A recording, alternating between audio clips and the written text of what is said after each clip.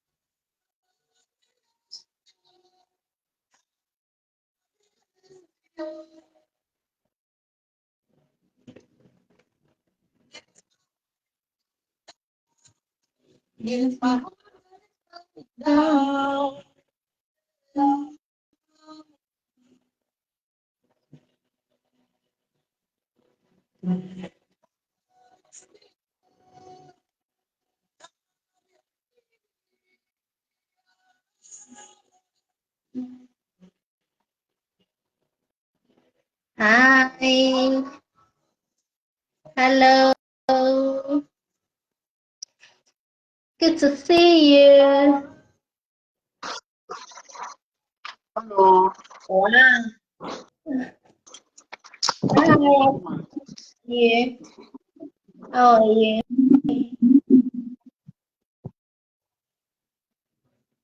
Can, can you hear me clearly?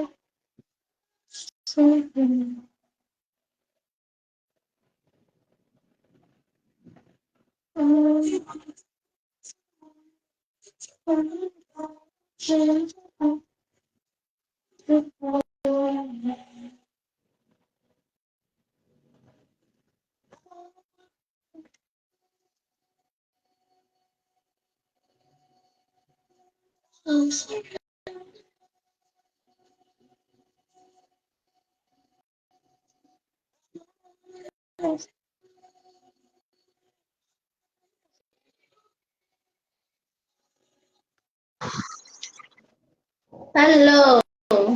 Hello, can you hear me?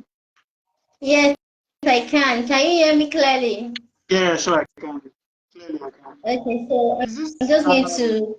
is this good enough? Like, can you see me? Bend it a bit. Down. Yes, down.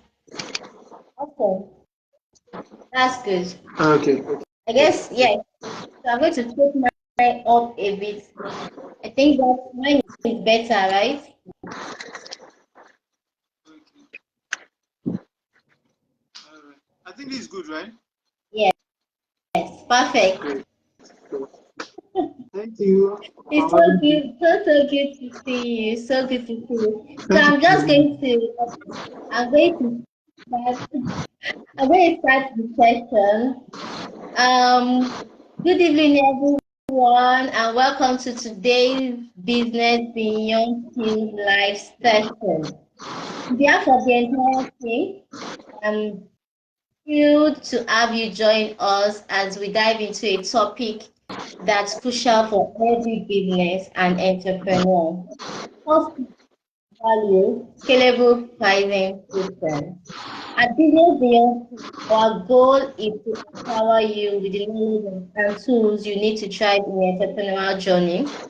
And we are doing this together as I'm thriving that you're also thriving.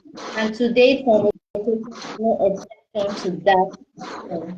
We understand that pricing is one of the most challenging aspects of running a business.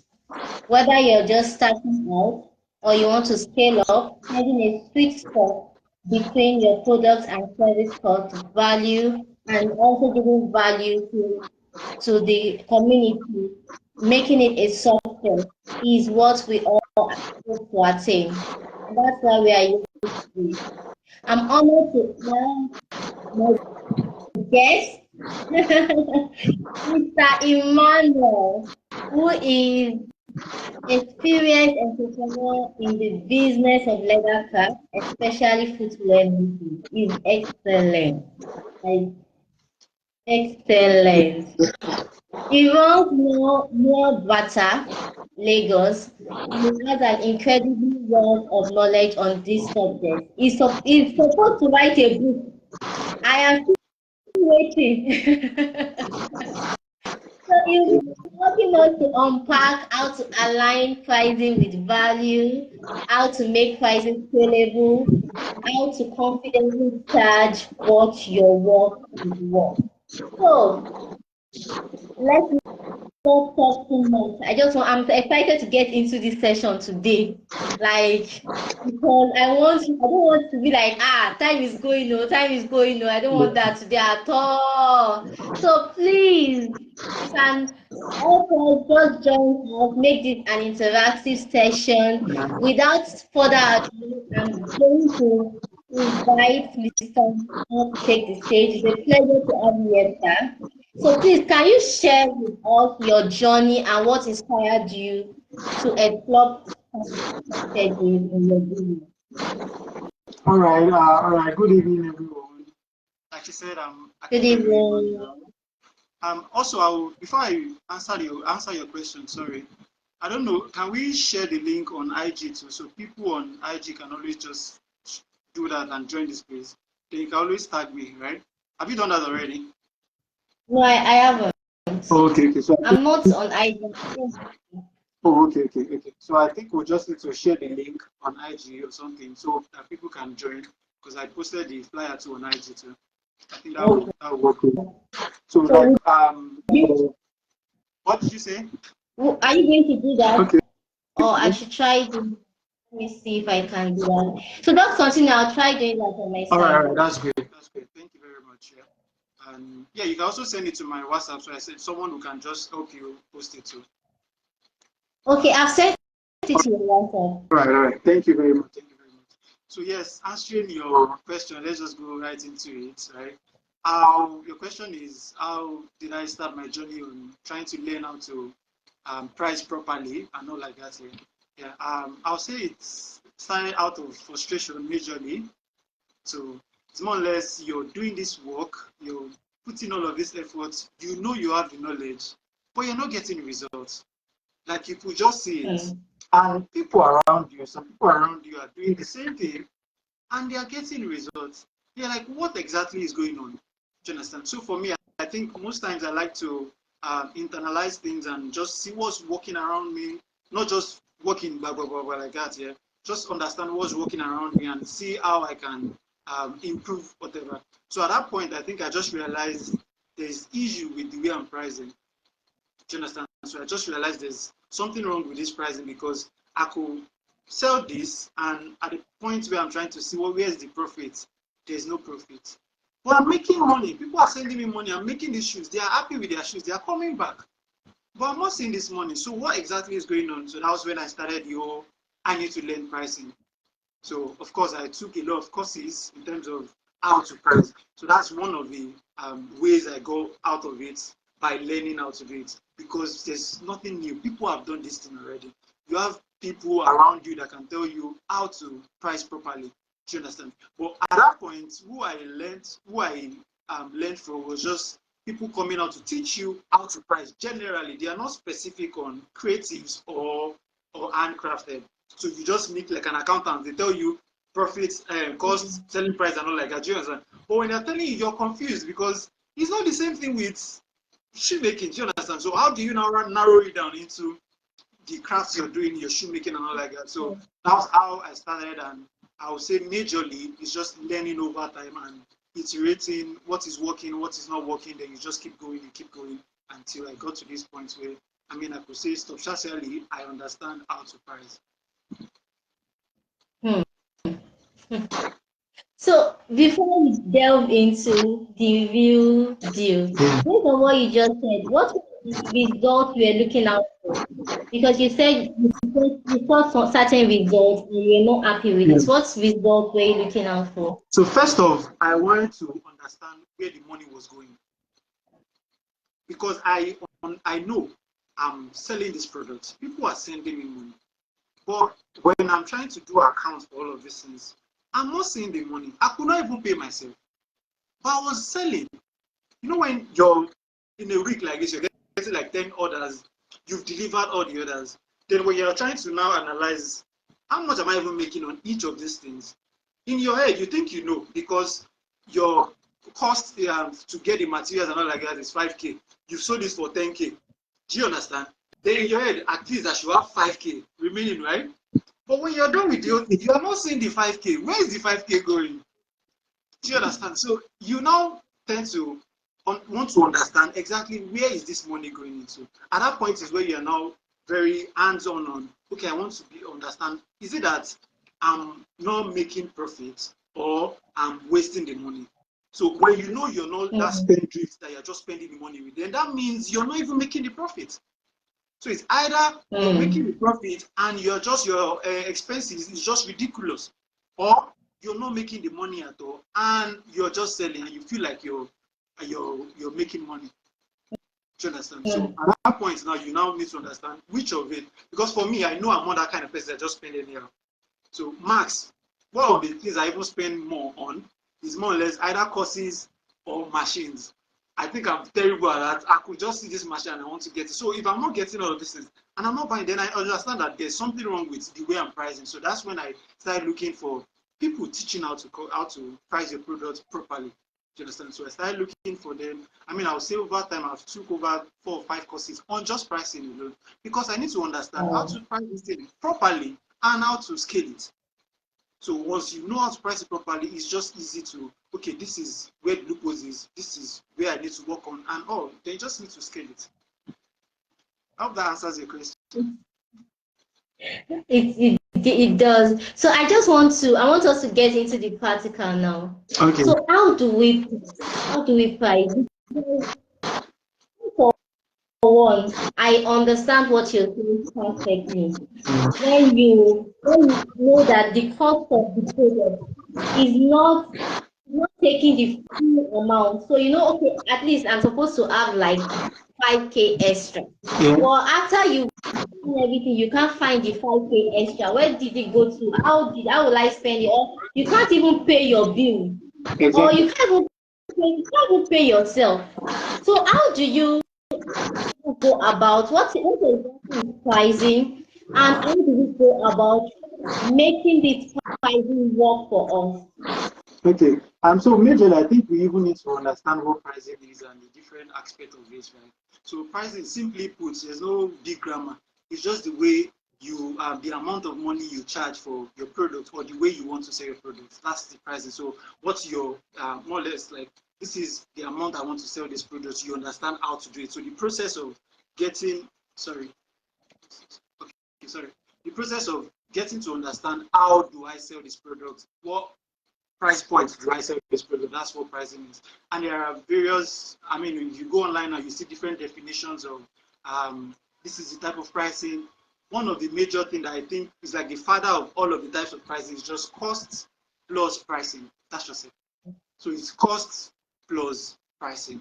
Under all of this thing, you now have your keystone pricing, value-based pricing, whatever pricing you want to call it. But majorly, you know your costs plus the profit or profit margin or you want to put on it gives you your selling price, which is your pricing. Do you understand? So the problem I've noticed over time is the fact that this cost is always the problem. So you see that costing or cost plus the profit margin and selling price. See that cost itself is now where a lot of people get it wrong.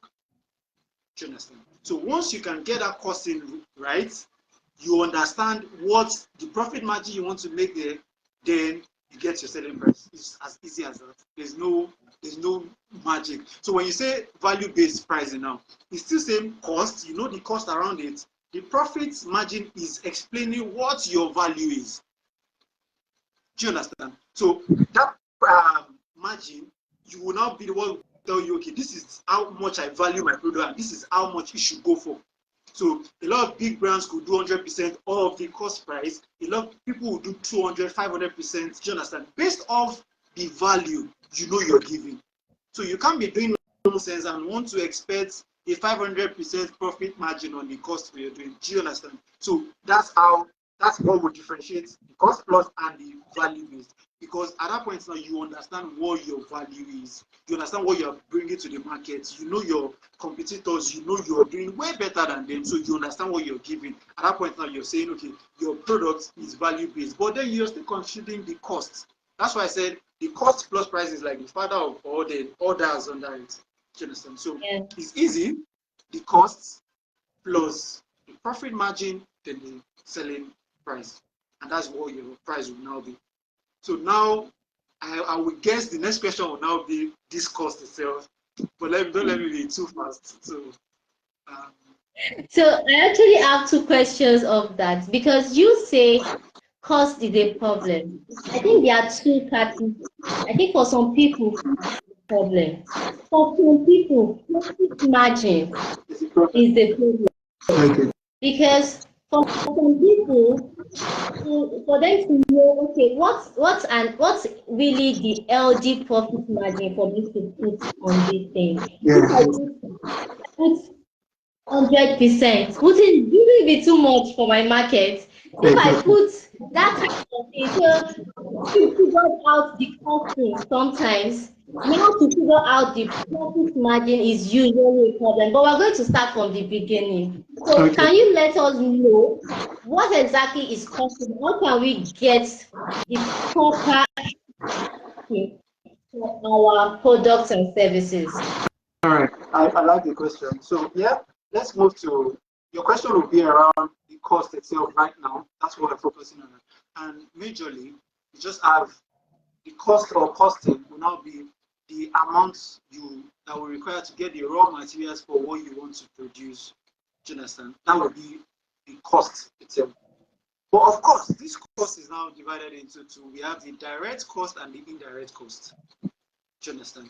So one thing about a lot of shoemakers or people in the creative sector is the fact that they just take only these, they account for only these direct costs and they forget these indirect costs. So at the point where they're accounting for just these direct costs, the profit margin that they think they have is what they are using to account for the indirect, whereas they are not making any profit again. That's just it. So once you can get to the point where you understand your business so well, you understand every penny that is going into buying the raw materials, you understand all the indirect costs, then it becomes easy. So now we now explain what the direct cost is. Direct cost is simply everything that will require you to make a product. everything that is directly involved to make that particular product. So let's use, of course, I'm in the shoemaking sector. So let's use shoemaking now. You buy your leather, you buy your lining, you buy your gum, you buy your what's it called? Your accessories, you buy your phone, all of this, everything that is directly involved in making that particular pair will be your direct cost. So the additives, the other thing that will require you to make that product, those are not directly involved, but they will require you to make that product will now be your indirect cost. So fueling, your generator, if you have someone, you're like a staff, your staff, what's it called? What again? Your own salary will be part of it. If you're running advertisements, it will be part of it. Your marketing will be part of it. Your someone is coming to service your gen or whatever you're using will be part of it. Your depreciation cost, you have a machine that you're using and it's depreciating. It's part of all of these indirect costs. So you account for this particular one too. So at the point where you account for this, you account for the costs, you add the two together, that will give you your total costing. So once you get the total costing, then your profit margin, then the selling price. So it's easy. What you just need to know in the costing parts, your direct costs, your indirect costs. Let me use this as an example. I have like a leather bracelet here now. So the leather going into this hook, I'm going to get it. Exactly, I didn't mention transportation. Transportation will not be direct cost because it's not going to make this one, but it will take me to where I'll go source the material. That will be indirect cost. Do you understand? What am I going to use again? If I'm going to use like a screw to hold it, the screw will be direct cost because it's directly involved in this. So you get all of those direct costs. You get the indirect cost too. You understand everything you're doing and all like that. You get the indirect cost. Then your profit margin, then the selling price. So that gives you the exact amount you should sell your product. And another thing a lot of people do is comparing prices and all like that, which is fine. I mean, you want to be in the market, you understand what's going on in the market. But if it's not working for you, it's not working for you. That means someone that is not accounting for indirect cost and you're accounting direct cost, you can't sell at the same price. I don't know if you understand what I'm saying. This person is you are just, I buy this one, I sell this one. You, the other person, is now accounting for all of these things. Of course, your price will be more than this person. You cannot be comparing with this person. That's what you cannot be, because the person just thinks they are making money, but they are not making money. Because in most cases, that profit margin they think they are making, they've used it to cover their indirect cost. So if you want to go that route comparing, I want to this person, my price is too high, and the only reason why you even be thinking that way is the fact that you don't even understand what you have. You probably don't even value your craft that well, or you don't know. That's where you even have to understand your products, what you're doing, the service you're rendering. You know you're good at this thing. Because if you don't know, then you start doing this thing, you start guessing up and down. Is it worth it or not? Let me fight for them a bit. Let me fight for them a bit. So sometimes it's not that they don't really understand the value. It's more like you said they don't know. Because sometimes we assume that because you've worked under someone and you went through the training of shoemaking, probably your boss told you what exactly the prices and stuff like that. Most times, bosses do not tell. Where I learned, I did not know the price of any footwear until I left. Really? I'm telling you, I did not know any, not even slippers. I didn't know how much he was getting it. I didn't know how much he was charging. So when I left not really knowing what exactly I was supposed to charge. So the only way I could know was probably through Instagram or the market price. Thank God for Instagram. At that time, most people were doing DM us for the price. So the DM, we are like, what is, how much is it? Am I supposed to pretend like I'm a customer? so that I Exactly. can know the price. There are Exactly. issues like that. Especially if you yourself do not buy such products from beginning. There are Mm-hmm. issues like that. So I'm just hoping for them that there are some people that they really don't know. It's not that they don't know the value, but sometimes what you don't know, it can be abused. You don't know the cost. Yeah. Saying okay, valuable, what you think may be valuable may just be chicken change. Mm-hmm. Yeah, that's true. That's very true. You can't really say. I'm just fighting on that. Yeah, You so can I think continue. I think I can even allow that. It's not like I'm trying to shade it too, but I think I can. I mean, I was at that point too. For me, think I knew the price already. What my boss was charging, I knew. But at that point, it's more or less, it's not the person that is going through this route, but he knows the value of his product, so he's charging high. Maybe it's not hands Mm, on. This is my exact cost or expenses or stuff like that, but it's charging high. But for me, I just realized I was just charging based on what was around me. So let's at the early stage, I saw what people were doing, I saw what I was doing. I know I'm doing better than this. So I'll probably just if this person is charging 20K, I'll say my own is 30 or 25K. I will just increase it because I know I'm better than this. Chickens. Even though I was not yeah, hands-on with what the cost were. But I just knew okay, this person is charging this. And I know this my product is better than this. I should charge more. So every time they increase their own price, I'm increasing my own. That's the way I was doing at the early stage. yeah, So if I go to the market and I see this is what they're charging, my own must always be at least 5K or 10K higher than what they were charging. Do you understand? Because I just know, okay, this yeah. is it. But even at that point, I was still losing. Can you say? Even at that point, the day I found out the exact way to price, I think I was close to someone, maybe like a friend of my brother. I just called him. I was like, "Do you know I've been giving my products out for free?" Because that's literally what I've been doing. I've just been dashing people my products. That was the day I Wow. found out the exact way to do it. I was just like, because at that point, I now did the whole thing. I was like, see the amount I was supposed to be selling. See what I've been selling. It's just like you can sell a product and still be losing. That's how bad it is. Your every product you sell, you're losing.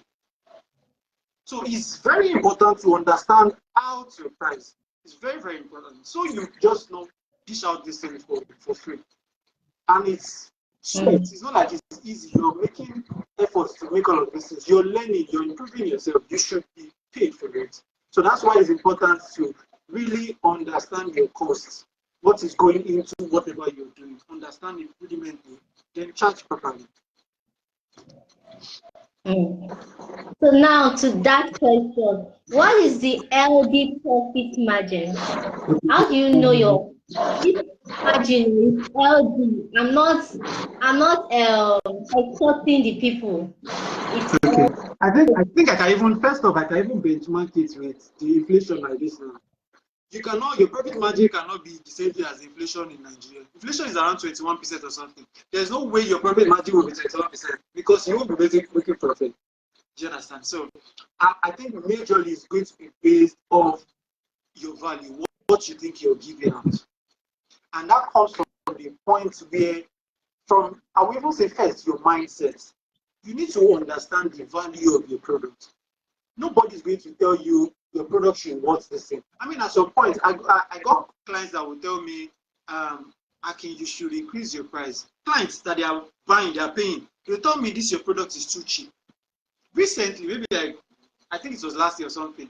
I saw a product to one particular guy, and the guy asked me where am I staying, and I was like, my workshop is at Ikotu. He was like, exactly, that's why your product is this price. That was what he said to me because he said if this thing was on the island or something, I won't be selling at this price. Even when for me now, I think I'm charging properly. Do you understand? This person is still telling me that if my product was on the island, he's very sure I won't be selling. Of course, my cost will increase if I was on the island. The amount of rent I'll be paying will automatically increase. So it's better when I like when there's a system that can always just increase this thing. You know the profit margin that is good for your product. Then whenever anything is happening around, just plug and play. This price was 20K before, now it has increased to 30K. Once you put another 30K, it's automatically telling you this is the amount you should charge. Do you understand? So this is just to digress. In the book I was writing, so I made a template where you can just Input whatever change is happening, just input the price there, and immediately you are getting your exact price.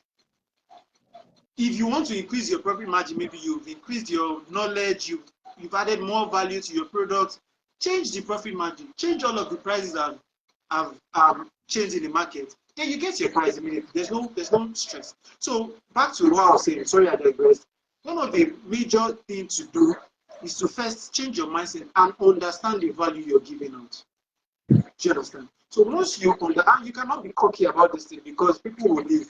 What I mean by cocky is the fact that you feel like you are so good and you just put one miraculous profit margin and your product is so expensive, it's very ridiculous. People could compare the products you're getting, the products you're offering and whatever you price, and they can just tell that this is nonsense. This is not what I'm talking about. I'm talking about when you deep down understand the value you're giving. You know the knowledge that, the effort has gone into making all of these things you're making, and you want to sell it out.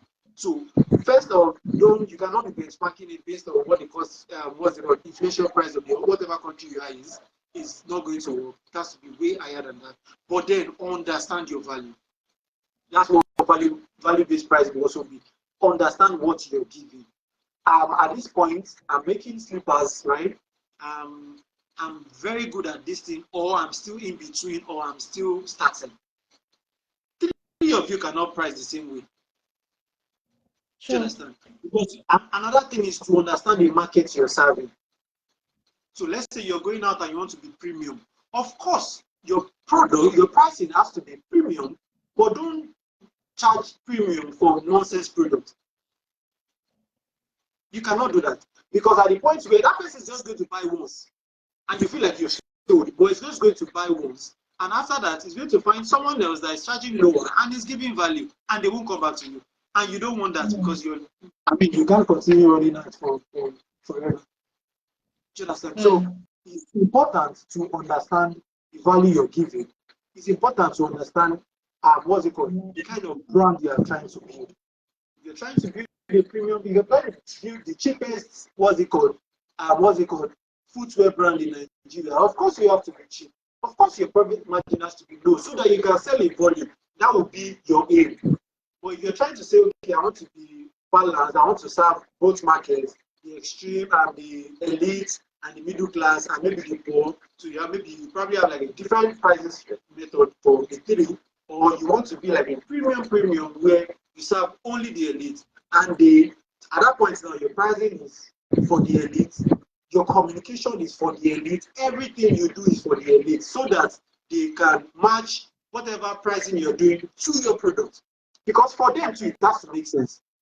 It has to make sense for the person buying also. The person has to understand, okay, what this person is charging is more or less almost of the, not even more or less on the same line. It should be lower for them to buy. They want to say like, okay, it feels like I'm cheating this person because they feel like I'm getting more value than I'm paying for.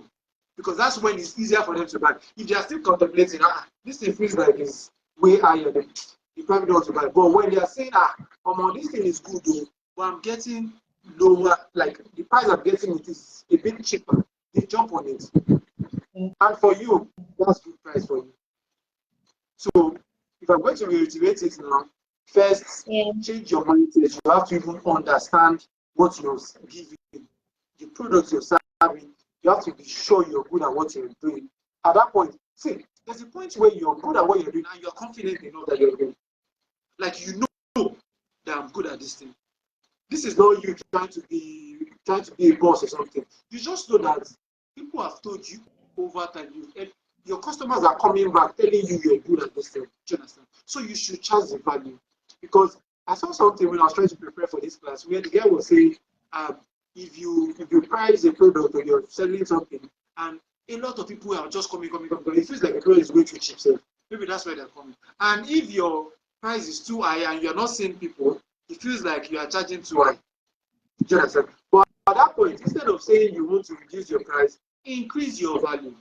Because the point is to give more value. Once you give value, people are ready to buy. They will buy because they know they are getting value for their money.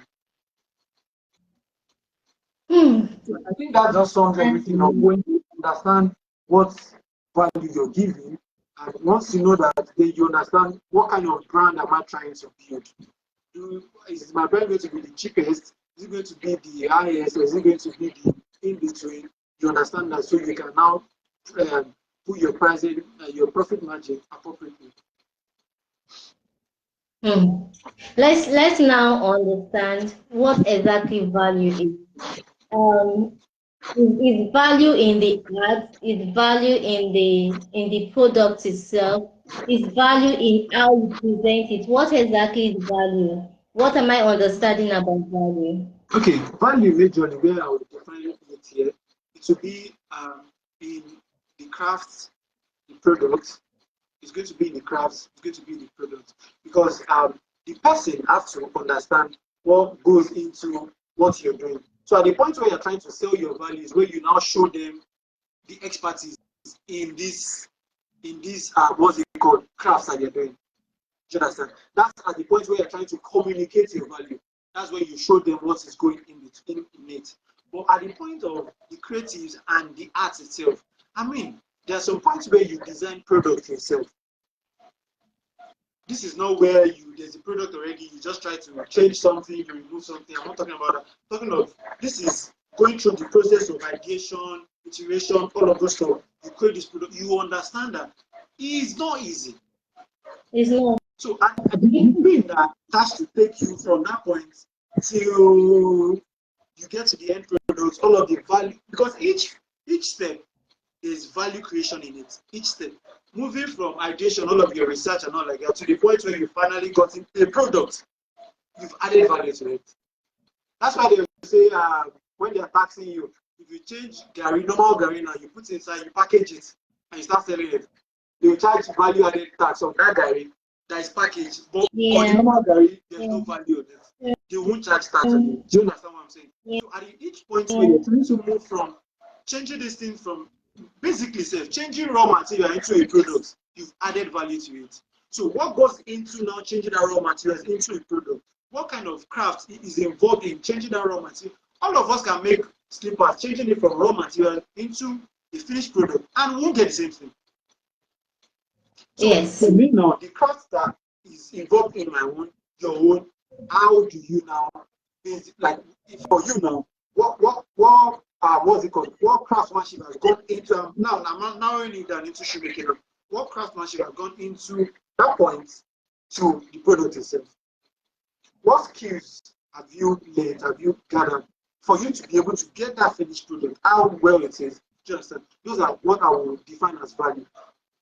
And for creatives like us now, there's no, I won't say there's like a percentage that you can say, okay, this is the amount of efforts, I mean, or the amount of money I should get for all of this effort I've put in. Because, I mean, how do you want to put it into, what price point are you going to put into, okay, I use 5 hours to just garnish a shoe. How much do you want to, you can't charge that one like that. So you just have to get to the point where you're reasonable about, okay, I think this is fair a bit for me and my clients. Do you understand? I've gone through all of this phase of taking this product to the finished product. These are the skills that is required to get it. How well do I know all of these skills to get to this final product? That will more or less explain what the value of that product will be. Then in terms of how communicating it to who is buying it for them to see the value, because they will always, some of them don't even know what they are getting. The issue is just shoe, that's what they tell you. But when you can now show them all of the nitty-gritty, all of the effort, all of the skills, the craftsmanship that's involved in taking this thing to this point, then they understand that no, it's not just sitting down just copying everything together. So that's where you're communicating your value so they can resonate with whatever thing you're charging. How to answer Mm. the question? Yes, it does. It does. Thank you so much. Thank you so much. So from what I'm getting from you, there's also the value of time.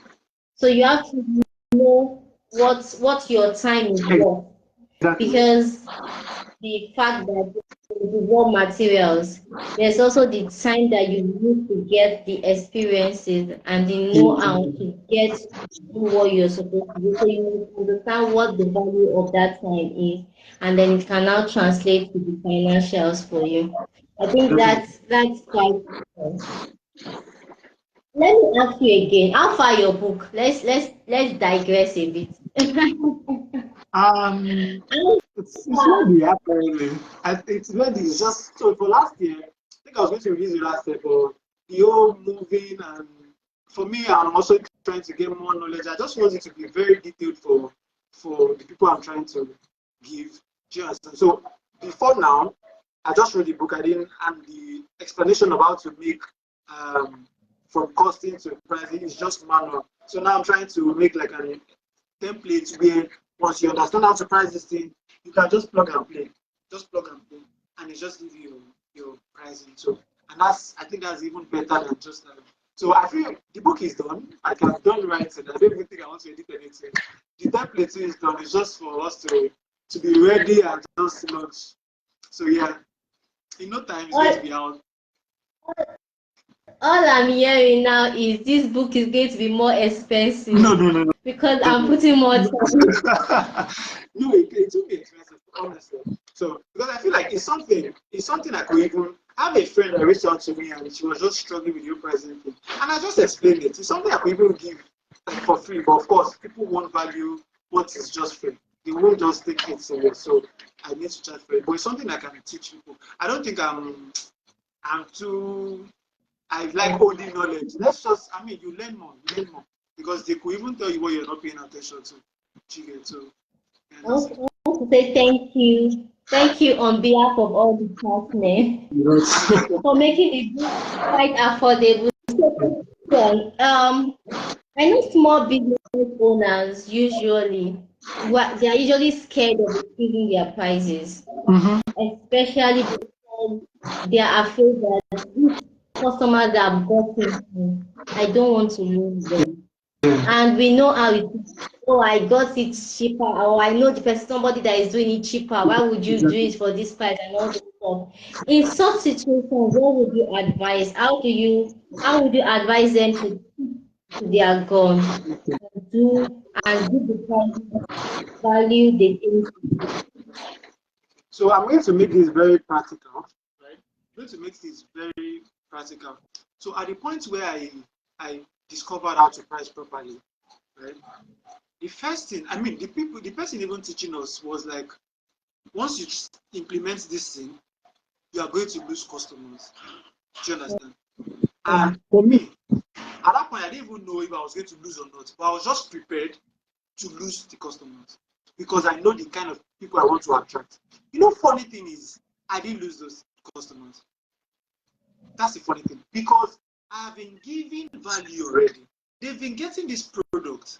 They are happy with this product. So at the point where I just increased the price, they was like, Aki, let me speak in Yoruba. Oh, wait, really sorry, sir. Things have just changed. You can see you're getting value for this thing. And you know the funny thing, increasing product from let's say like a 30K to a 50K. Do you understand? These people will still buy 2 and 3. That means they have the money. You don't understand? They have the money already. They could afford the product. It's just that you're just dashing them. But then before you can do that, your product has to be good. Because you cannot increase the price because I've just learned one new pricing method and your product is bad, you will lose them. They will go somewhere else. But once they know your product is good, you're giving them value, definitely you're going to they will just complain, they will still buy it. They might not, okay, so if they were buying like 4 5 before, they probably buy just one first.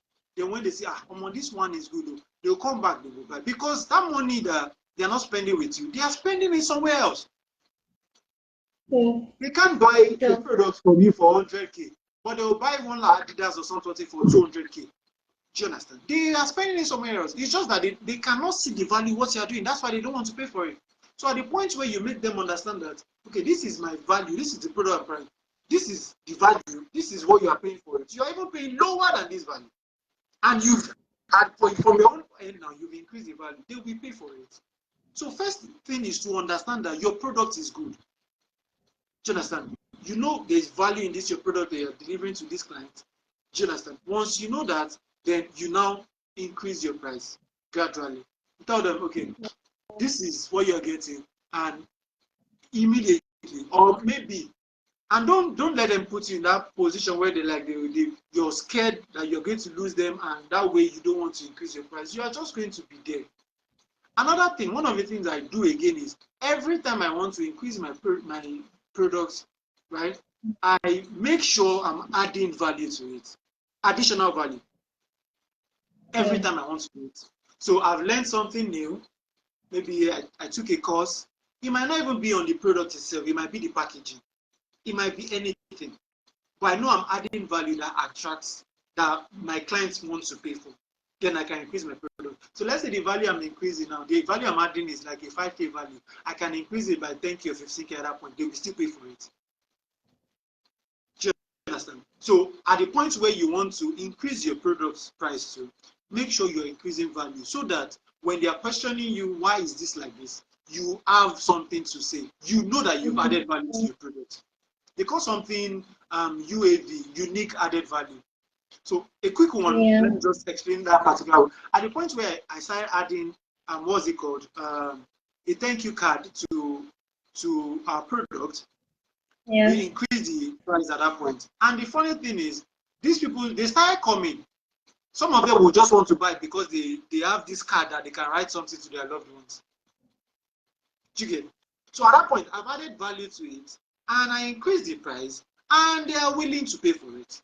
So if I'm going to increase my price again, I just, every time I've increased price, I make sure I'm adding, even if it's very tiny, but I make sure I'm increasing the value they're getting. So once you want to increase your price, make sure you've added value to your product. Or if you're still at the point where you're just pricing anyhow, go and do your own work. Know the exact price you should be selling your product for. Then communicate your value. Communicate this product you say is worth this thing. Because if your product is not worth it, of course they will move. But if they've been buying from you before and they know your product is worth it, they know your product is good, they will come back. I'm very sure of that. They are not going anywhere. Let me give you another example, like this typical example. I have this client that been selling shoes for around 60, 70K. Do you understand? So I learned patina, how to make patina on shoes recently. And I just told him the shoe is 90K. He was like, okay, so. He has bought two now. So he had the 90K before. Do you understand? But he was buying for 60K before, but he had the 90K. But at the point where he saw, I've shown him over time that I can do this thing and you get this value. And you know the funny thing, that same shoe, if you're going to get it abroad, is way expensive than this thing. We are still even cheap here. Like in, let me say, Nigeria, we are still cheap. But he was willing to pay. He bought two. So he had the money before. It's just for me to add value to what I'm doing and to communicate it properly. The same price, I could still increase the price because I know how much they will be selling that product if he was buying it outside the country. Do you understand? So make sure every time you want to increase your price, you add, even if it's very little, add value to it. Add something. It might not be on the product itself. There are things you could change around your product. Your packaging was black before. You could change it to white or like change something about it. You add something new to it that people can say, okay, I like this thing. There's something we are doing to right now in my brand that we're trying to add more value to the product. Now we are even doing it for free. We don't even want to charge for it. But it might get to a point where we want to charge for that particular one again. So you've added value to it. It's easier for them to want to pay.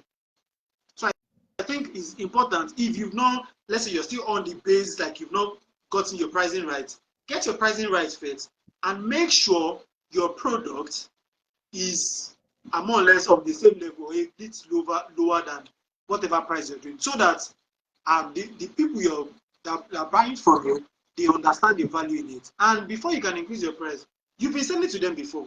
They know you're good already. So when you increase price, they are not going anywhere. They are still going to come back. At that point, you just understand how to price a product.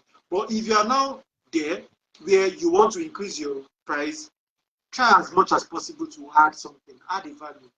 There's no, it might not be too big, but just add something to it, add value to your product, and you can sell more. So the more you add value, the more you can sell more. The more you add value, the more you sell more. Because people will pay for value. That's what they pay for. So let me see if I can quickly recap what you've said so far, so we can then. You mentioned that pricing is the amount you want to make your product, and it is a very explanation. However, the cost can either be direct or indirect. Direct costs are the costs that you use to make that product that are Exactly. directly factored in. For instance, you made the components of your bracelet, which is the leather cost, and then in the clip cost. Yeah. Now the transportation, the lightning, the filing, all those the cost of those things are indirect costs. So Yeah. understand what your direct cost is, understand what your indirect cost is. I'm just going to add a bit to that. Also understand that most times your direct costs are variable costs. So Mm-hmm. they change part time based on the products that you want to do. Yeah, sure. While your indirect cost most times are fixed costs. Fixed costs, but sometimes they are also variable because transportation is a variable cost. Exactly. You don't know how far you need to go for the product resources that you want to do. But for your fixed cost, you have the rent, you have the bills, the local bills and the Exactly. salaries and stuff Yeah. like that. So you have to understand what those costs are. Now, one trick about it is because sometimes when the numbers are so bulky, it can, especially for somebody that doesn't like figures, it can seem Yeah. like the It's light a is lot. turning. Yeah, sure.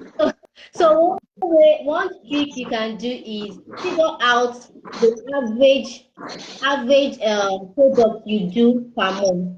Start with per month. What is the average product I do per month? Okay, I do 10 products max or 10 products minimum per month. Now, all those your costs, divide it by 12. If it your yearly cost, divide it by 12. Well, after you divided it by 12, take those products that you do per month, divide it with the number that you have given. The amount you get there is your break even cost. In other words, you must not go lower than this Yeah. cost. If not, you are losing. You are losing. So now because product prices can differ, but when you know that you should not go lower than a cost, lower than a price, it's easier for you to be able to manipulate prices based on their value. So Yeah. you know that the price of a pencil cannot be the same as the price of a book. So what do Mm-hmm. you do to make sure that the value of that book, the value you put on it in terms of financials is way higher than the value you put on the pencil. So there are some that may seem like you are giving it out. While there are some that you know that these ones though are the ones that are bringing in the big money. Just be able to recognize those things. So that's what he mentioned about the direct costing and then the indirect costing. Then if you don't do that, you would realize later that you give your product out for free. So you give it for free even though you are being paid for it just because you do not know the cost of those products and you do not know how much you've been spending on them in totality. Yeah. So it went on to mention that for your value-based pricing, you have to understand what your value is and you have to understand who your market is. There are two things. Understand what your value is. Understand who your market is. What's your value? You have value for your experience. We all the shoemakers can go to Mushin. Mm-hmm. Yeah. All of them will not give the same price. Yes. All of them will not make, if we all buy black leather, all of us will not make the same kind of footwear. If we all make the same design, we will not make, we will have It different can never be the same experiences. thing. It can Exactly. never be the same. There's something called signature of a craftsman. Now, Exactly. the signature of a craftsman is based on the experience of that craftsman, and Yeah. every craftsman has a distinct signature. If Definitely. you've been able to spend time with a lot of craftsmen, you will understand that you sometimes see their product and you be like, is this person that did It's this for this product? person. Without saying Exactly. the name of the person. So Exactly. there is a signature. You have to understand what the value of your signature is. However, I'm going to be very empathetic here to those that are just starting out. If you're just starting that you may have to take your time to really understand your value. You would have to walk way Your up way the up. ladder Yeah, because yeah, that's true. you can't just jump. You can't just decide that, oh, I want to be giving the same price as my boss. It doesn't work like that because your boss has been more experienced than you, and your boss already has a market. So you yourself have to know how you want to infiltrate the market, and Market, that's yeah. where understanding your market comes in. Come from, yeah. Understand how you want to infiltrate it. Understand who is the market I'm selling to. And let me quickly chip this in here. Not, I don't, when you know who you are, you will not really have competitors. Like me, that Noel is doing shoemaking, I am doing shoemaking, doesn't mean that he's my competitor. His market is not my market. My market is not, even though we are all making shoes, we can have different types of markets. One thing I know is for Noel, his market is more corporate. They are more of they seem like more of the cream latte. I mean, forget his location. Forget his location. That one is just buga. See, so his market is different from mine. Mine is more artistic. My market is more artistic. My market is more of the people that are a bit of fun, a bit of productivity. Like they like to mix things. That's my market. My market may not understand Noel's selling value. Yeah. His market may not No, understand my value. exactly. So you just Exactly. understand who your market is, just as it said. And he mentioned that value is in your craft and in your product. So your value, you can get it from your craft. Craft is how you have done your thing over time with experience, your signature. Your product, the value of that product in the market. Let's give an example on that. The value of a book or an Oxford or patina is different from the value of palm. So exactly. You cannot give it the same price, Price. or the value of, let's even get palm, a value of sneakers. A value of patina is way higher than the value of sneakers, except if you are the biggest brands, those brands. Exactly. But in the same value, patina is for king. Um, when you are taking, you want to wear Oxford, you don't wear Oxford to just go and pick your children. You are thinking of going for meetings, going to a land of opportunity. So the Exactly. price of that will be different from the price of slippers, of sandal, or even loafers. So Yeah. understand the value of the Yeah. product. That will be able to give the price. And he mentioned lastly, very, very important thing, which is the unique added value. What is your unique added value? And he mentioned that as you are increasing your prices, always add something. People think adding something is a big deal. Like it has to Exactly. be something. Something It's big. not. For me, one of the things I do is I always send a directional video, which is how do you care for this footwear? So instead of me sending thank you for your patronage, I send that, but afterwards I send you a personalized video on how to care for that particular footwear. That is value. It's not that deep. Sometimes it's as simple as thank you card, or as simple as a handwritten note from you that I took my time to write this note to you. It's value because you could as well have printed it in bulk and just put it. Just It's value. So it's it's so much. Just think about what it is that you can afford in your own space. What it is you can afford at your own point, at your own level, and give that to your customers. Let them appreciate it. So I'm going to, on that note, I'm going to ask you this question, which is, what role does customer feedback play in a cost to value pricing strategy? Because you mentioned earlier that sometimes your customers tell you that if you are lucky, this thing will not be this price. For me, the experience I've had with those customers, in amount they get most times, they will just talk. They will not they will not get money after you increase the price.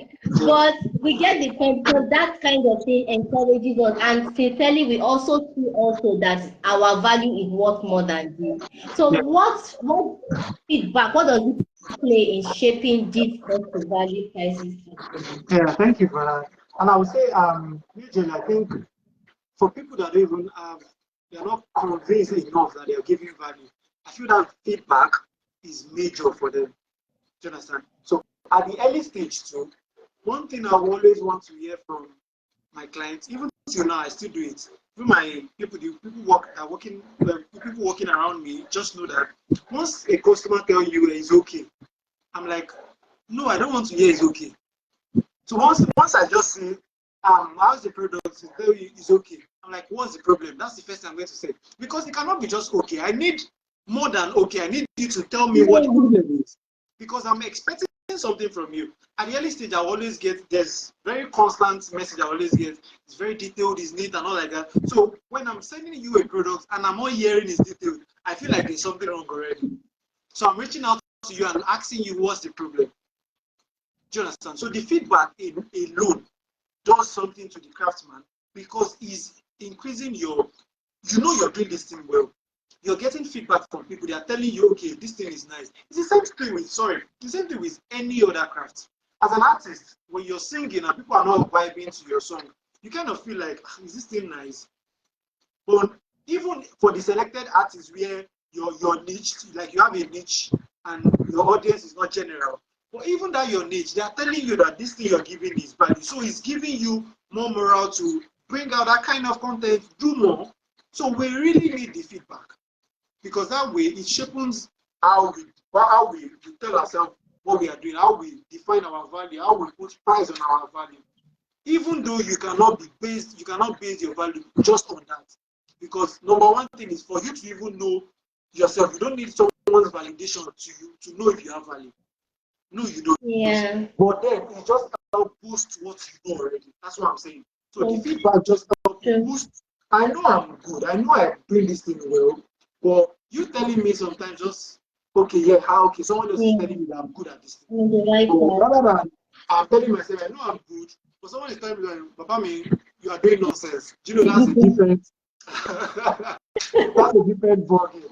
But when you're getting feedback from people and I'm telling you, okay, this thing is good, then that way it's building your own what's it called? What you know already. That I'm good at this thing, is building it. You're putting more effort into it. You don't want to go lower than what they're telling you. You're trying to look for more ways to improve what you're doing. So I feel like feedback is major in terms of pricing too, because I'm sorry, I was going to mention this for people they're just starting the shoe making thing. At the early stage, I feel Yeah. like you even need to get to the point where you start from the point where you're selling. I mean, you want to be at your price has to be low just to get these people. Do you understand? Get them. When you get them, deliver the product to them.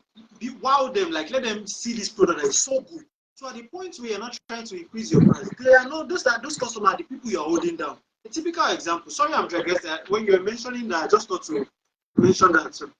At the point where I started making shoes, I was making slippers, but at that point where I was making shoes, the first set of people is more or less as if I was just telling them the exact cost, what's it called, break even price. I was not even adding profit.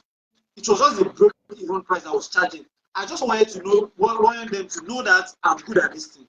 Don't worry, once you buy this thing, the next time you're coming, I'm not giving you the same price. But just buy it now. Let me use your money to even process. Do you understand? Let me use your money. So I won't be the one paying for the cost of the material. Bring your money, let me Yeah. give you practice, and I'll deliver to you. I'm not making any profit. This is my own sacrifice right now.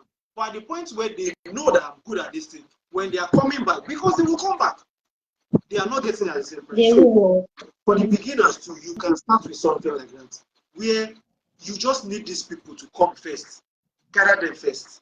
sell to them. Let them see that this thing is good because they have to use it to know it's good. If you don't have any customer, you can't be telling them I'm good just by mouth. Do you understand? They need to know that you're good at this thing, and you can start from that point till you've now delivered to them. They are giving you the feedback. The feedback is boosting your morale, telling you, okay, now I think I have something here. I think I can improve on this thing. Then you start putting more price. So it's the same thing with, sorry I digress, the same thing with the fact where the feedback we're getting from clients just help increase your confidence in what you're doing.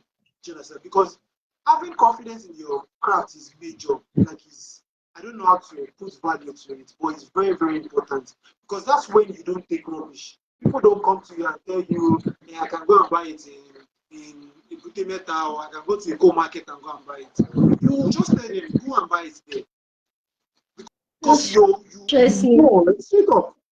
I say it all the time. You can't go to all of, you can't buy 100K shoe, foreign shoe, 100K, and it's full leather. I can put my money on it. Go and bring it wherever you're buying it.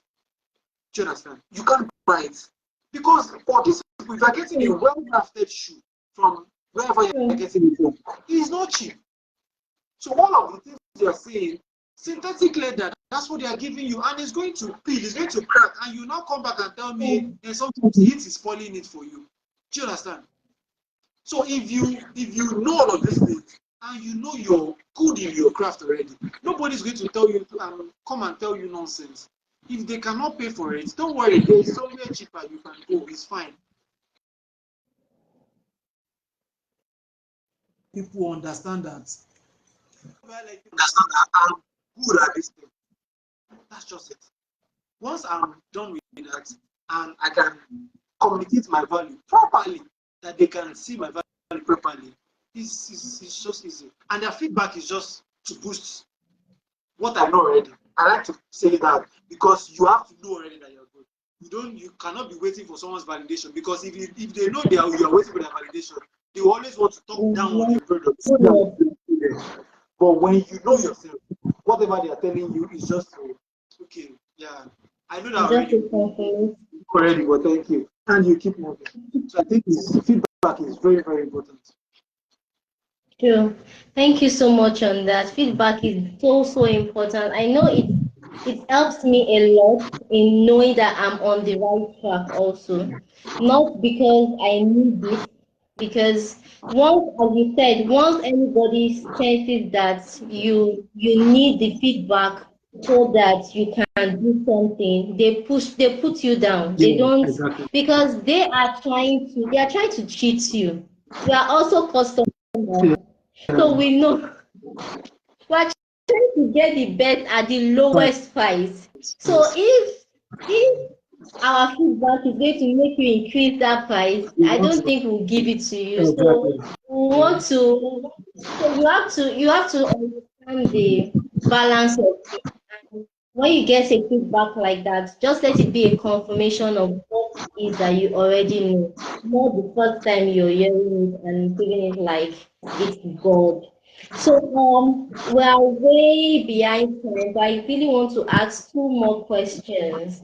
So you mentioned something earlier Yeah. in the first sentence. You said when you wanted to learn pricing, you went to I think about three different schools or so. Like you actually studied it at different places. Can you share with us for those that want to learn more on this pricing thing? What are the things? How do they go about it? Where can they learn this pricing strategy?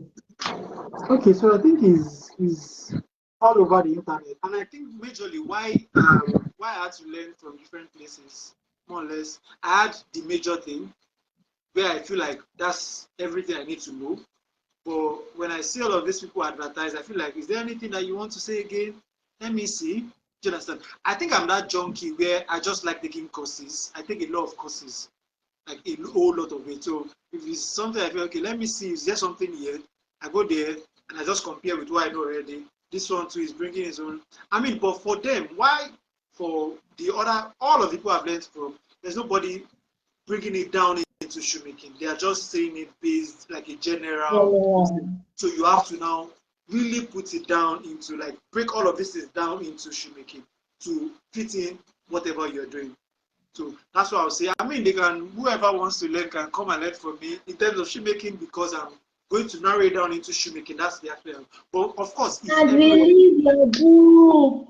Everywhere on Release the book. the it's everywhere on the internet, right? If you're very curious, you are going to. I feel like there's a way where you have something on your mind over and over and over and over and over. I think it's just the law of nature. You're thinking about something over and over and over. Just one day, you just see that thing flash like this. It's just going to come. I don't know if it has happened to you. For me, if I'm thinking about something, and my mind is just going around it, I need to learn this, I need to.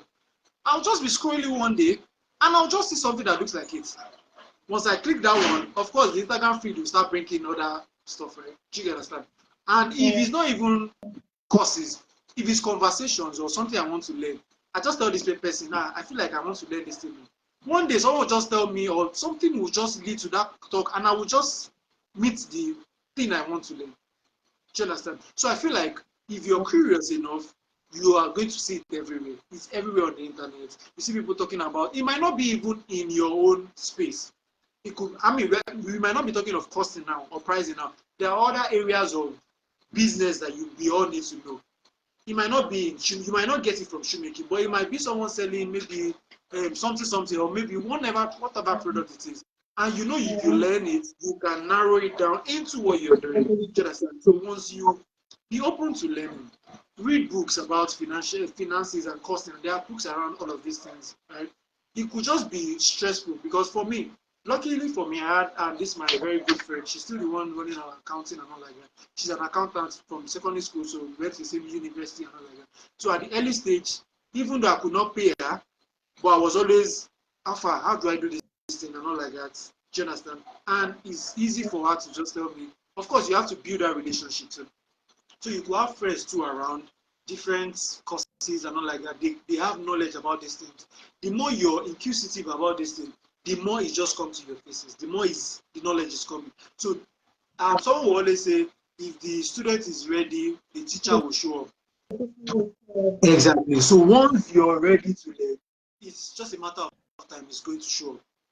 Because if you're ready to learn pricing now, you more or less see something like this on someone's page. You come here and you see, okay, we are talking about it, and someone says, okay, I have a course or something. You take the course, and gradually you've just moved from that point to where to this point. And at that point, this new point too, there's knowledge again to move away from that point. Because now we are still learning. Something might change in the whole pricing thing. We feel like we know it now. Something might change. Do you understand? So of course you keep learning too. It's not like you've learned that you just stop there. You keep learning regardless of wherever space it is. Keep learning, and that's it. So yeah. I know I said I had two more questions, but something just flashed now. Okay. Okay, so um the the thing is we're in Nigeria Yeah. and pricing is crazy right now. Yeah, it is. And it has been like this for the past, I think it's going to 2 years now, or 3 years thereabouts, where there's no constant pricing. You go to the market price. How do we balance that? Because I know I had this issue at one point where I thought, okay, I had it all figured out. I got to the market, and if not that I didn't really want to cry, I would have cried because it just didn't make sense.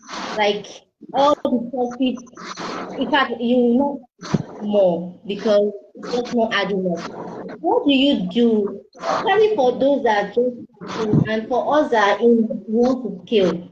And the pricing just doesn't add up. It's just not making sense. How do you experience it? I need Okay. that answer. I know it may be part of our discussion, but I personally need the answer. So let me just So, ask that. so for me, what I do majorly is, I mean, I understand what you're saying very well, because Mushi market can be very crazy. This, you can go there today and they're telling you a pay is like 500, and the next day is like 700. Do you understand? And you're not buying just one. So of course, in terms of changing the price, let me answer in that point, because I'm trying to answer in two aspects. At the point where you're trying to buy more so you can, in a little way, reduce it.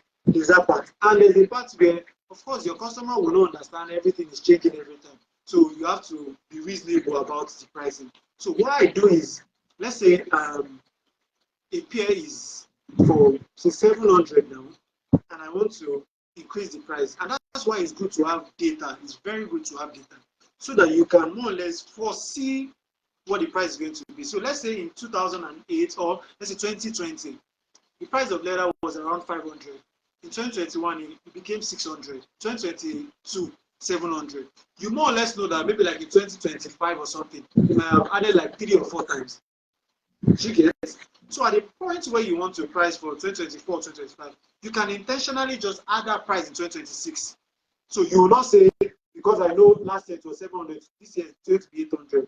When you want to price, you more or less say, okay, last year 700, let me price 900 already. Just when this thing increase, I'm still on track. So Yeah. that you are not always changing price for clients. Because today, if you are selling 700, if your price is 700, if you buy 800, you cannot be selling 700 again because you're losing money at that point. But then you can put like a benchmark of this is the price range. Do you understand? Based off what you understand over time, because this is how it has been changing. Of course, it can be ridiculous at times where it's just, you understand? But now it's changing in this progression. I can foresee that it's going to continue like this if everything is still like this. Then I can price in that aspect. So of each product now, you're saying gum is now 12K. In last year it was 11K. Now if I want to put in terms of my pricing, all of the costs I'm going to, I can say it's 13.5 or something. So that the price I'll be selling now would have accommodated for if they increase this price. So I don't have to go back and generate. Then maybe after a year or two, majorly supposed to be reviewed like annually or 2 years you should review your price. Because you need to review it.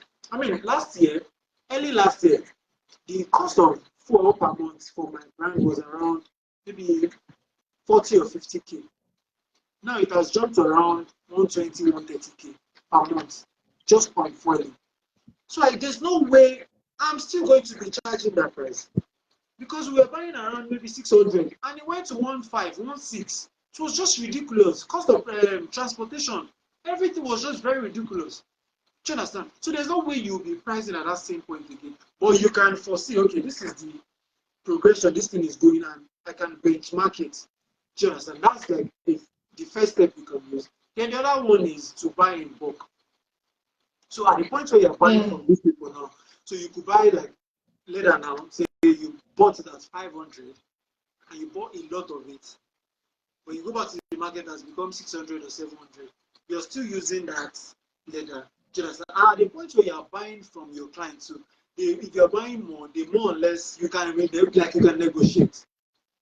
There's room for negotiation when you're buying a lot, and that way you can gradually. It's not like it's a lot, but you're gradually cutting. So if you cut a little on leather, you cut a little on gum, you cut a little on jiggers, cutting it gradually.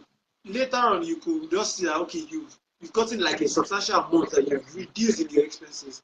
So Yeah. all of these things, look for ways to start buying in bulk. I mean, you might not buy all the type of leather in bulk, but major leather that you use, you buy black leather a lot, you use that a lot, you could just stock those ones, just the ones you know you use often. And trust me, one of the things I've noticed from shoemakers, there's this resistance to invest in it. I don't know where that is coming from. Like there's this resistance. You just want to, okay, I should have cash. Do you understand? Instead of you could just use this money to buy this leather and just keep it. You just have it. It's still your own. I Really? don't know. Maybe it's just for me. Maybe it's just I didn't think so. I thought we actually did spend money. I didn't know that yeah, there was because for me, I feel like there's the point where I mean I've heard people where they want to buy stuff and they don't want to buy more than what they need. Do you understand? There's even the point where you should buy more than what you need. I've had cases where I bought white leather, right? And I was using it and sometimes someone just poured dye on it. The cost of transportation going back to Moshi to go take another one, if I bought extra, I will save that cost. And you could always use it for someone else. I mean, you something it's later you can use it. So why? It doesn't And spend. this money now, when it's with you now, if you are not this very disciplined person now, you will still spend it on nonsense. So use it to Mm-hmm. invest. Maybe for me, I've got to the point where if I have leather around and I don't even have cash, for in my mind, I just know someone Yeah, is coming to come and buy.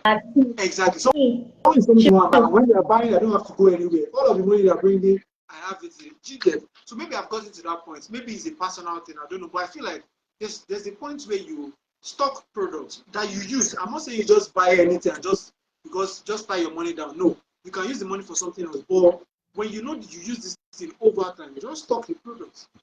You use it. It's not going anywhere.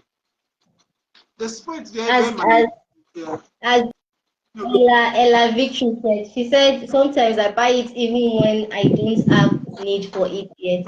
And she's right. yes. Because even the leather, there are times that you see a very good leather, you know that if I come back, I You may won't not see get it this again. type of leather It's the again. exact same Let thing me with just get it. it's the exact same thing So with it's a virtue to actually convert. It's something that you should do. Buy in bulk. Buy things that you may not necessarily need, especially things that don't spoil. yeah. I used to say, Marco no dey spoil. Dollar no dey spoil. Exactly. Let No me give you dey spoil. a In typical fact, example. yeah, Let me give you a typical example. yeah. At some point, there's this like my friend of mine that does our accounting and all like that, and she was always saying that we are buying last, and she's like, "What's this last that you keep buying every time?" But for me, I know if I go back to that market, I won't see that exact last again. So even when I'm just going to buy something and I saw the last, and that's not the budget, I could put all the money on it and just go back home. Because I know when I'm coming back, it's something that you don't see often. It's the same thing with some leaders too. You know that if you miss this thing today, you know they say them again. Just get it. Do you understand? Keep, and it's a good way to even save your money. Like keep your money because at the point where you probably want to use this leather, the cost of selling it might have increased. This is what I mean. When you're buying this leather, you bought it for 500. At the point where you want to use it, maybe because some leather it will take time because you just at the point where you want to sell the products, you might have increased your price. So when you're using the leather, you are selling it for a new price where that's not the amount you put. So it's more or less like even an investment too. Chicken. That's the way I True. see it. Yeah. True. You're right on that. You're very right on that. And it's something that I believe every craftsman should emulate. No matter the space or the occupation that you're in, is something you should do. Especially as I said earlier, especially if it doesn't spoil. If it's something that doesn't spoil, then get it. It's an investment. Yeah. It's something that you don't even you what you're doing is you're actually even cutting your variable cost. You're cutting off some of your costs Exactly. Yes, that's of true. transportation, whether you like it or not, you're taking a lot out of your profits. Mm-hmm. So if you can cut the cost of transportation, imagine like different things coming to other stores, and you already have the material, you don't go to the market.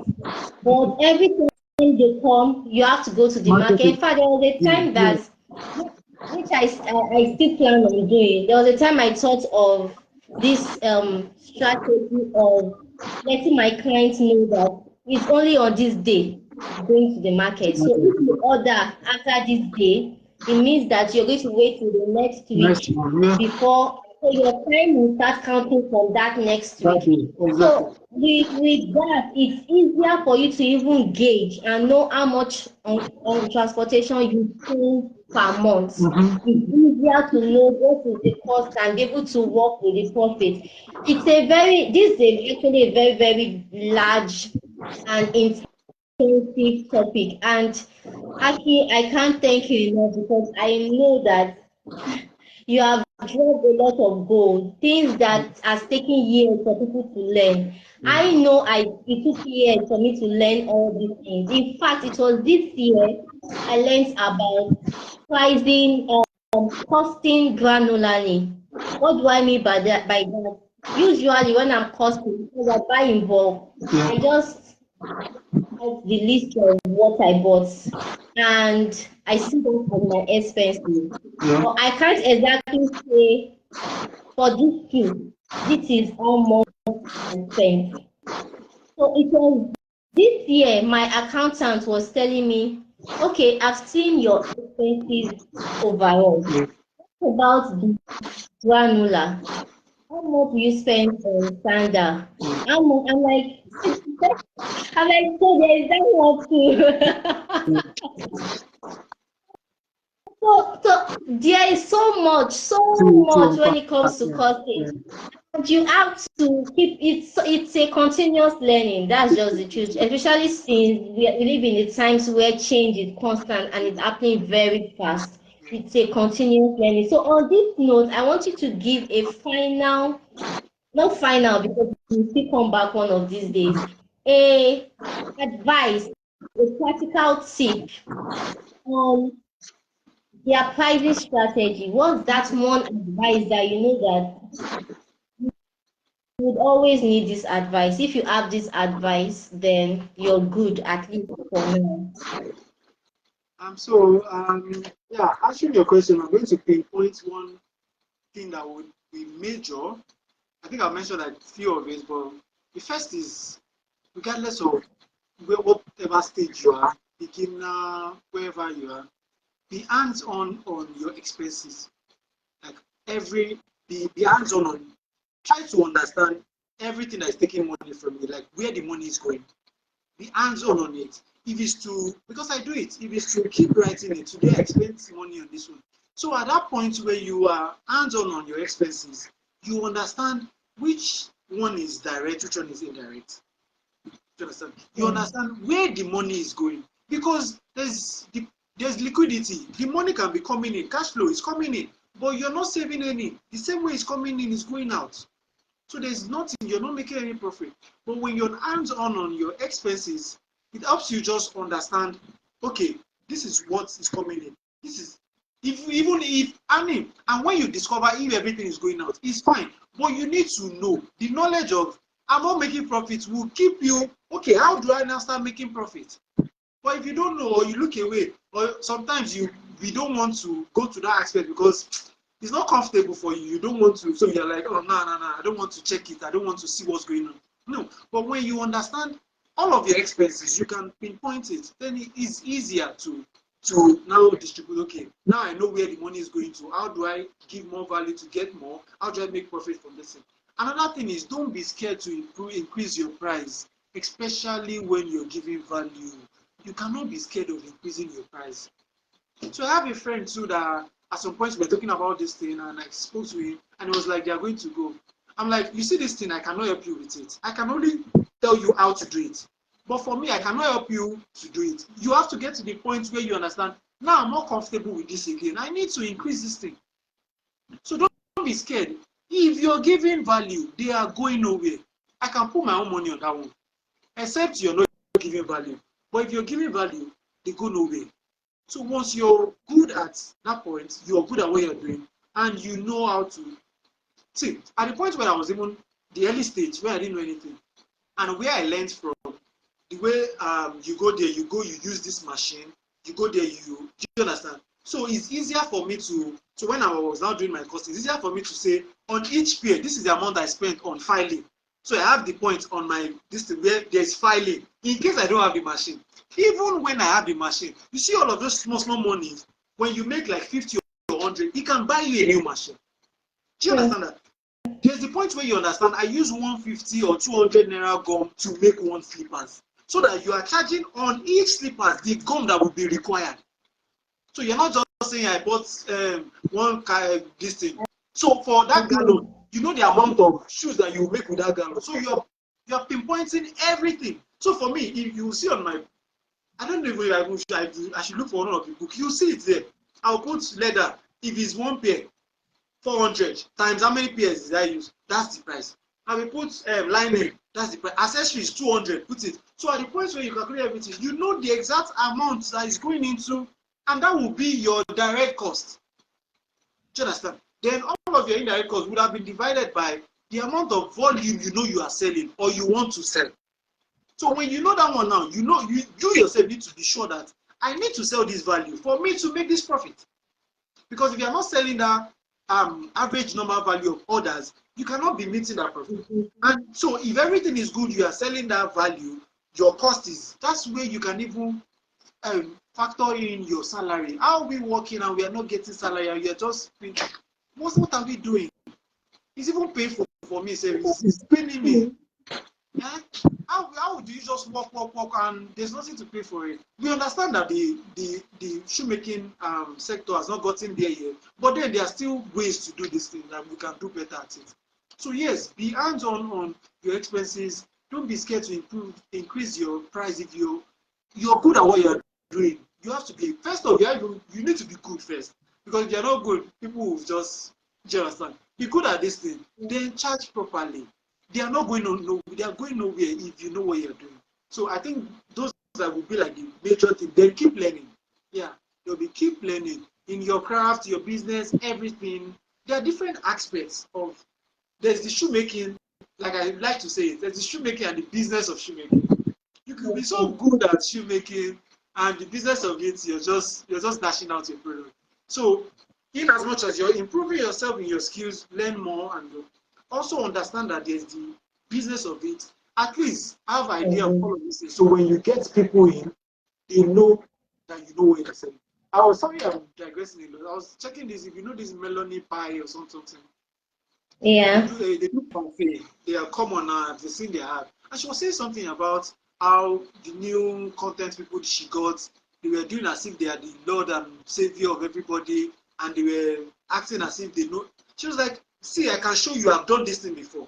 It's the same way when someone is, maybe if I accountant or anybody is telling me something, I understand you have the knowledge, but I've done this thing, I've passed through this thing, I can tell you this is it. It's like me telling someone to speak to a client and seal a deal now, and the person is telling me the person is not buying. No, I've spoke to this client before, or different clients. I know how to talk to them to buy.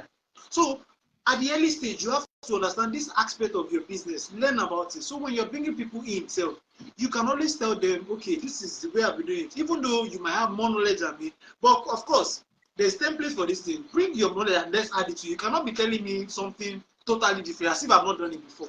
Do you understand? So keep learning, whatever, whichever area, your crafts, your business, keep learning, understand your expenses, be hands-on it.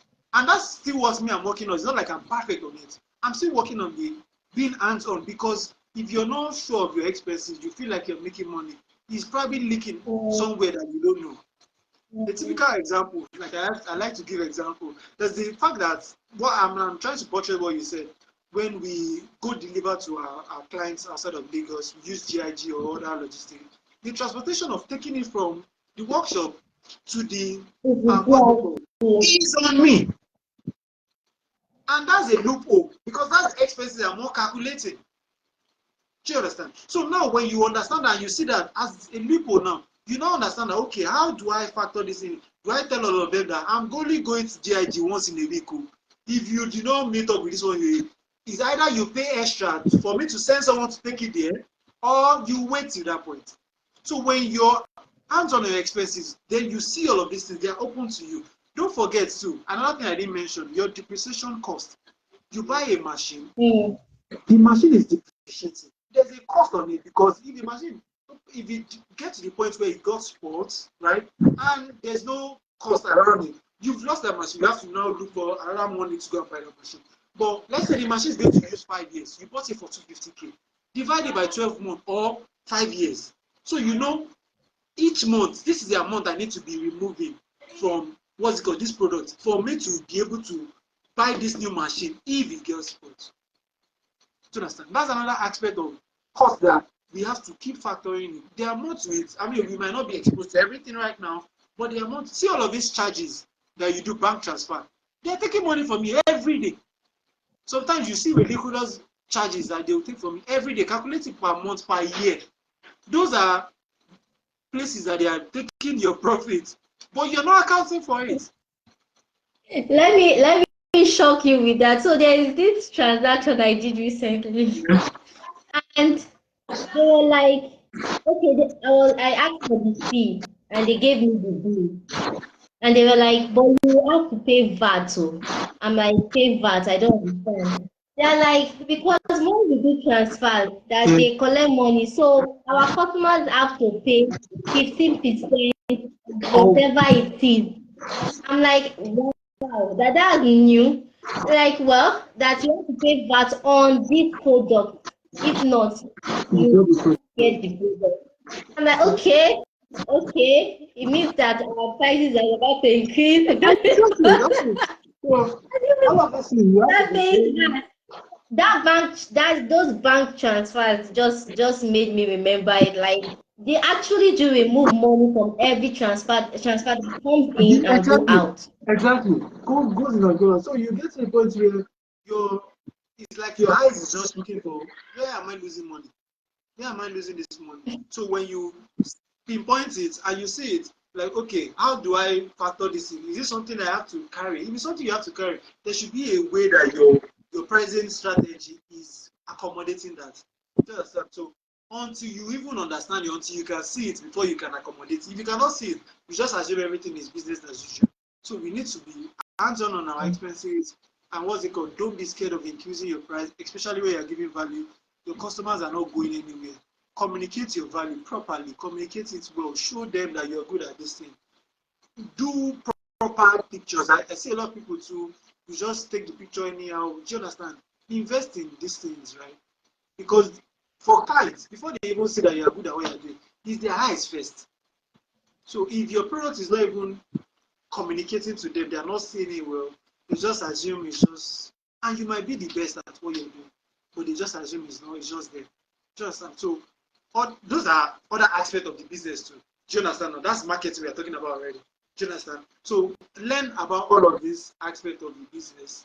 Learn your craft too, and by the more you improve yourself, the more you get enough profit, the more you can get more people in to assist you. Then you start shedding all of these things that you're not, maybe it's not your thing. Do you understand? You start shedding them off, then you focus on your core.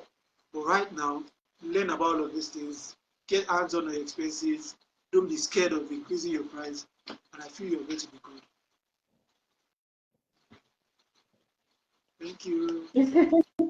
Thank you so I much. couldn't help but clap. Thank you so much. I know that I was overspent. I still have lots of questions I want to ask, but I'm just going to be here. So I just want to say thank you so much for honoring the invite and for Definitely. pouring out as usual. We really do appreciate it. Um, hoping if we can't get you again this year, definitely get you again next year. But I look forward to learning more from you, and I know my state also looks forward to learning more from you. Please, I'm hoping that this year, that book, before before By God's next grace. quarter, that book comes out. I know you are trying to be perfect, but sir, there is revised version. You can Yes, release it, exactly. revise it later. Please release the book so that people that will need to read it will read it on time. So we look Sure. forward to getting the book. We look forward to also putting it out for you. And I know that it's going to be a lot of gems in the book, especially when it comes to pricing and how to price correctly. So you can always follow us. You can follow Akin on Instagram. On Instagram is Nuel Bata, Noel.bata.ng.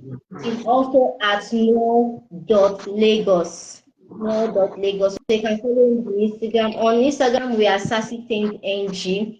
On YouTube, we are on YouTube also. Like this live is going to go on YouTube after now. So Yeah. on YouTube, we have lots of live sessions where you can watch different live sessions on different topics and also master classes on business topics.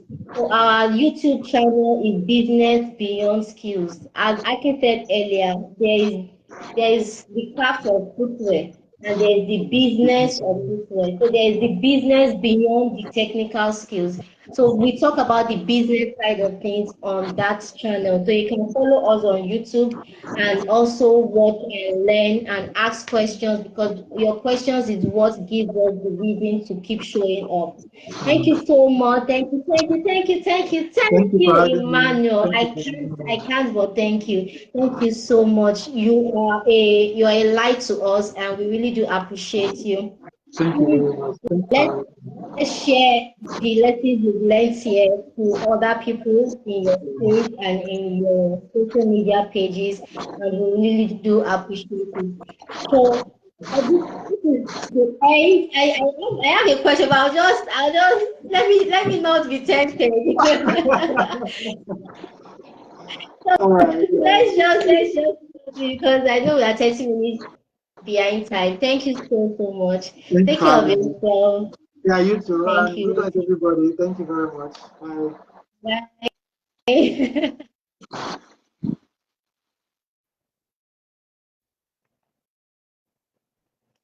Oh my, thank you so much, the audience. Thank you so much for showing up. I forgot, I almost forgot to say thank you. Thank you, Ellen, Victory. Thank you, Victoria. Thank you so much. I appreciate you guys for showing up. I appreciate you guys for learning. Thank you. And the best thing you can do for me is to actually practice what you've learned today. That is the best gift you can give to me. So I look forward to celebrating you. I am rooting for every one of you. Take care of yourself. Good night, guys. Bye.